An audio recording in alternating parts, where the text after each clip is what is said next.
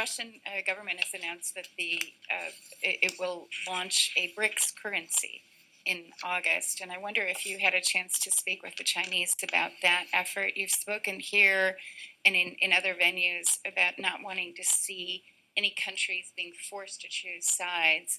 This particular move would create essentially a parallel currency to the U.S. as the world's reserve currency. Can you that come up in your conversations? And you also talked about the head of the BOC. The Chinese government has not yet announced that he will be taking place. Is it your understanding that Pan will take over as central bank governor? Thank you. So on the currency issue, I just want to reiterate what I've said in the past, which is I think the United States can rest assured that the dollar is going to play the dominant role in international transactions, facilitating international transactions, and serving as a reserve currency in the years ahead. I don't see that role being threatened by any development, including the one that you've mentioned. I've said previously and would reiterate that because of the role of the dollar and its ability to enable us to implement sanctions, there certainly is motivation in countries around the world to find an alternative. But all the data of which I'm aware shows that the dollar is overwhelmingly close to 90% used in international transactions, and I don't think that there is an alternative that could possibly displace that for the foreseeable future. Это как раз сейчас перемены, которые не было в течение 100 лет. Там, где вместе двигаем эти перемены.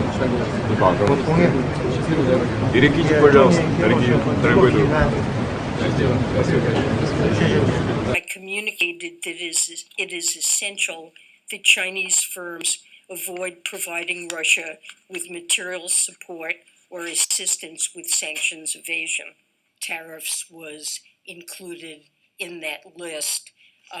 With respect to the tariffs, the United States is currently undertaking a 4-year required review of the tariffs and the 301 action that motivated them, and the results are not yet in.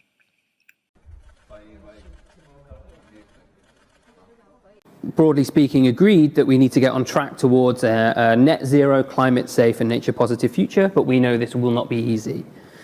And we're going to need to change behaviors of both individuals, but also the way that our industries and corporations and also our governments work and practice. We're going to need to do this through a mixture of carrots and hopefully perhaps not so many sticks, and some kind of mix. And there's a very active and live debate as to how we go about this. But we're likely to see an increasing move towards a more stick-like interventions into the future as things worsen if we're not able to act. Welcome to the Crypto Teacher. And you know I come back with that video just to make you think. Don't forget to like and subscribe to the channel. Janet Yellen with the purple and pearls. And guys, we know we're close to the drums of beating, because we have a reporter asked Janet Yellen about Russia launching the BRICS nation's currency next month. No, guys, not 2 years from now, not 5 years from now, not 10 years from now, but next month.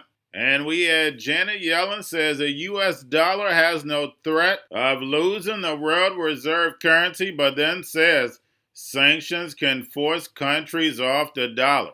And guys, we know she told us half the truth. We know the United States world reserve currency has to end. This fiat current system has to end in order for the digital transformation to happen. And don't forget, we had Xi tell Putin there's change coming that hasn't happened in over 100 years. And we know we're going to see the rise of the digital yuan backed by that digital SDR.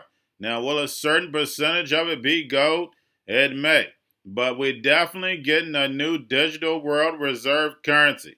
And we know that China and Russia are working together. So Janet Yellen asking China not to help Russia evade sanctions, that doesn't make any sense. And we know Trump put the tariffs on, and Janet Yellen states us in a 4-year review. And we have the decoupling already happening, guys. We see it in chips, we see it in national security, we see it in all the technology. But guys, don't forget the go. This is all for the fourth industrial revolution, where the robots, algorithms, and drones take the economy over, pay each other with crypto, and the sheep go inside the metaverse. And guys, we know they're going to dangle that carrot, that universal basic income. Of course, if they don't do it, then they're going to bring out the sticks. And you know I talk about dangling that carrot all the time. And we see how they use the same language, because they know, just like I know, how to move the sheep over. But we know first, the NWO has to bring in that big distraction. And we know that's the drums are beating. But we know the NWO funds both sides. But the people love the Hegelian dialectic. They want to choose a side, the divide and conquer, and it works every time. But this time it's going to be the downfall of humanity and the rise of the machines. And remember, the crypto teacher told you, because he knows when it comes to the New World Order, it's all planned out. You have a wonderful day. Indeed, I noted that China's growth has lifted hundreds of millions out of it and made clear that the United States is not seeking to decouple from China. There is an important distinction between decoupling on the one hand and, on the other hand, diversifying critical supply chains or taking targeted national security actions. We know that a decoupling of the world's two largest economies would be disastrous for both countries and destabilizing for the world, and it would be virtually impossible to undertake. We want a dynamic and healthy global economy that is open, free, and fair, not one that is fragmented or forces countries to take sides. I also communicated to my counterparts that healthy economic competition is only sustainable if it benefits both sides. I pressed them on our serious concerns about China's economic practices. That includes the breadth and depth of China's non-market policies, along with barriers to market access for foreign firms and issues involving intellectual property. Fair treatment is critical so American firms and workers compete on a level playing field and benefit economically from trade and investment with China and the huge market it presents for American goods and services. But every stock, every bond, every currency, every commodity, every piece of art, every private business, every piece of real estate will eventually be a token on a blockchain, an entry on a ledger, permanent and immutable. We will have truth instead of trust, and we will save over $7 trillion a year. 6 to 8% of global GDP is wasted by the friction of the trust industry that's necessary when you have dual entry accounting. With triple entry accounting, which is what a blockchain is, we get rid of all of that friction. It's a beautiful future. Like what you see in China and their social credit scoring systems, right? If we get identity wrong, it could be a tool to enslave humanity. And if we get it right, it could be a tool to liberate humanity. And as an American, I'm obviously rooting for the one that's on the side of freedom. And also, I do believe the role of crypto is it's digitizing gold. Bitcoin is an international asset. I actually believe this technology is going to be very important. Look at it. We have been part of the huge revolution in investing through ETFs. We believe that ETFs will be changing the whole way we invest. Many people still use it as a means, well, people are investing it for indexing. No, the majority of people who are putting money in in ETFs are active investors that are buying exposure. The entire bond market is being transformed as we talk right now. I believe the next generation for markets, the next generation for securities will be tokenization of securities. We will, and if we can have that distributed ledger that we know every beneficial owner, every beneficial seller, we all have our code of who's buying, who's selling, instantaneous settlement. And think about it, it changes the whole ecosystem. Going to a different economy, and we're going to be learning more about that as we go, but clearly we're learning that things can be done from remote locations. We're learning that technology can replace people even more than we thought. We're not going back to the same economy. We're recovering, but to a different economy, and it'll be one that is more leveraged to technology. And I worry that that is going to make it even more difficult than it was for many workers. In Silicon Valley, and my friends who work in technology know that what we did to the manufacturing workers, we are now going to do to the retail workers, the call center workers, the fast food workers, the truck drivers, and then even bookkeepers, accountants, insurance agents, lawyers, and on through the economy.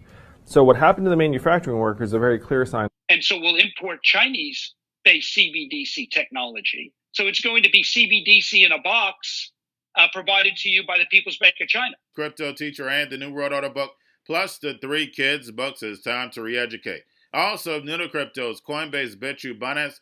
Do not forget book links and crypto links are in the description. The stock channel, guys. Don't forget to go like, subscribe, spread everywhere. You have your Kobo, your chip stocks, your banking, your gaming. While everybody's sitting at home, get home stocks, the Seaver, the biotech stocks. And while everybody's at home wishing they were still getting that free money, what are they doing? Drinking and smoking weed. Don't forget about those stocks, and you have a wonderful day. The most powerful person in the world is the storyteller. The storyteller sets the vision, values, and agenda of an entire generation to come. Steve Jobs. And guys, you know I truly believe in this. When you look at the New World Order, they're the storytellers. And that's the reason why I wrote my New World Order book. But guys, now it's time to change the current generation. And I wrote 3 kids books. You know I love the Trinity because I understand the power that's in it.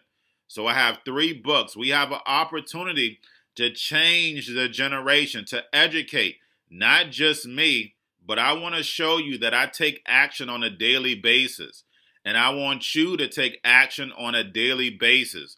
Whether it's your job, whether it's in your community, we have an opportunity right now to educate the masses. I posted this on my Twitter account. Please share, but this is a short clip of the 3 books. There's going to be a clothing line and action figures. Please get these books for your kids, nephews, cousins, friends, so therefore we can start the re-education now.